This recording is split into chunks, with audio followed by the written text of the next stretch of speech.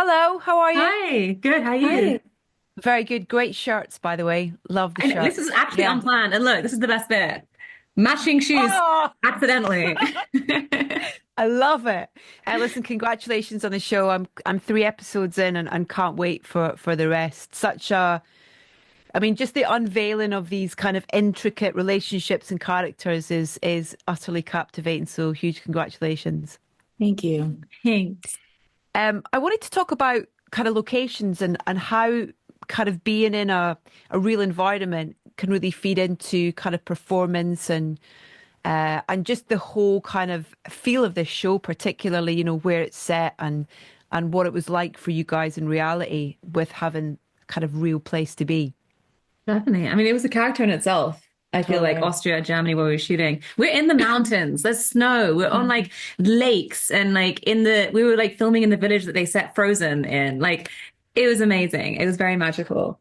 Yeah. And I think it really gave an energy and like the darkness of it, the There's weight. something dark too about it. Like there's, the show kind of ebbs and flows between being lighthearted and funny and really dark and intense and Mm. mysterious and the environment. That's what it felt like over there. Yeah. Totally. And to be around such brutal nature, like giant mountains, these scenes that are almost so beautiful, it's like, ouch, Mhm. it's really cool. And then on top of that, we had such an incredible, set design team that then built these incredible interiors that were the continuity between the interiors and the actual architecture of the Austrian old guard Alp vibe is pristine. So I was always It like was so cute. noticing little details that I was like, oh my God, it's the same windows and it's the same flooring. And like I get cray about that. Oh yeah, I'm the same. I want to talk to you about the piano scene in particular, King Princess. That's kind of really, like you talk about that kind of light and dark, and that's kind of one of those moments of kind of, when they're, when this journey's taking them to those places that they almost kind of try and keep themselves away from. That was a pretty kind of out there scene, in terms of that episode. What was that the kind of reality of filming that? And The yeah, one where talk I'm me at the through that as well. dress in the dress or the one where I freak out after the dress. Yeah. Oh, With yeah. yeah, with the Totally. I Well, mean it's everywhere. It's like yeah. yeah. Yeah. Crazily enough, that was my last day on set. So I Mm. left with No. so much fake blood in my panties. It was crazy. They really left me with a parting gift. It was pretty amazing. I mean, when Anthony, that scene was this idea that truly came from Anthony Byrne, and it was this idea that how do we create like not only Tina's nightmare, but Tina's childhood. Mm. Like she's in a pink, this kind of incredibly restrictive pink outfit. Like you see her in the show, she's all black, Mm. very tailored and manicured, and then all of a sudden she's like transported back to being a little girl, forced into clothing, forced into performance. I mean, it's a lot to get Mm. into that mind space, and but I really appreciated it, we got to really get into her trauma without getting too detailed, like about her exact past. But you get a Yeah. lot from it. Like you watch it and you're like, ooh, this kid.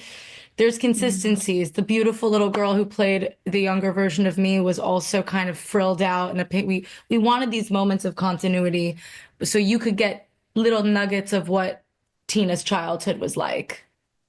That's what's so clever about the show, I think, is that idea that as the audience, we're kind of almost discovering a lot with the characters almost in a way as well. And I think that's a great example of in terms of her, the trauma that she's dealing with. It's not spelled out to us. We're kind of almost making our own interpretation of what we think she's gone through as an audience member, which is so great because it kind of gives us a little bit of you feel like you're almost not in control of it as an audience member, but you can make your own judgment on things, which is really clever.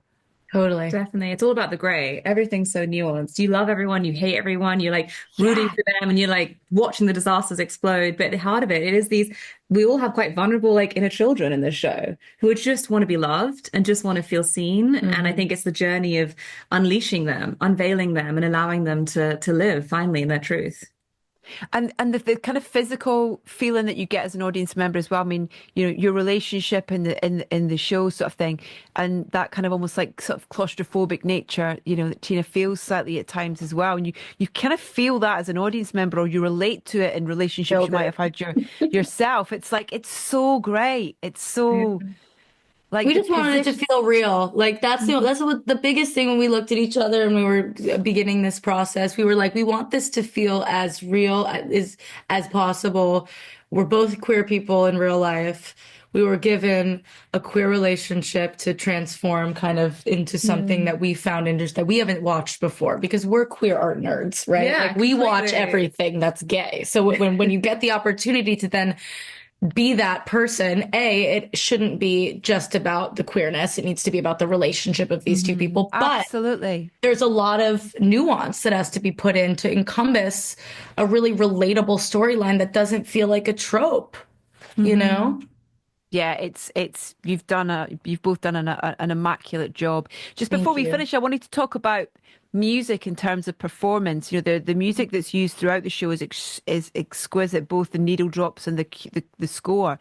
But is music something that you kind of lean into to help with character or emotion when you're Yeah. preparing? Talk about it. No, definitely. I have a playlist for every character I play, and then which will just be kind of like the things that will get me in their mindset. Then I also have a separate playlist for moods. So like if there's a really intense, angry scene, I have some like crazy, like death metal kind of vibe. Stuff which will just amp me up. I've got one which is really depressing for when I've got a sad scene. And you just go into it and it just gets you into that zone. And it really helps me. And I'll like blast it before I go in and it just triggers that energy and then you start. The gag is I don't. The musician doesn't. I'm the musician. I don't. I was like, they are separate artistic mediums. No, I'm more of like there are movies, there are there's television and film references that I always go back to. When I was in this experience, when there was scenes that it felt really beyond my depths, I would go and look towards the people that I've seen really conquer emotion in a way that I am impressed by. And I go back to those totems, you know. But no, I don't think I listened to a single song Really? the entire time. I was so happy to be acting. I was like, great. No more Leave music. that behind. Listen, thank you for your time today. Huge congratulations. I'm really excited to watch the rest of the show, but wonderful performances from both of you. Thank you so much. Thank you so much. Thank you. Take care. Bye.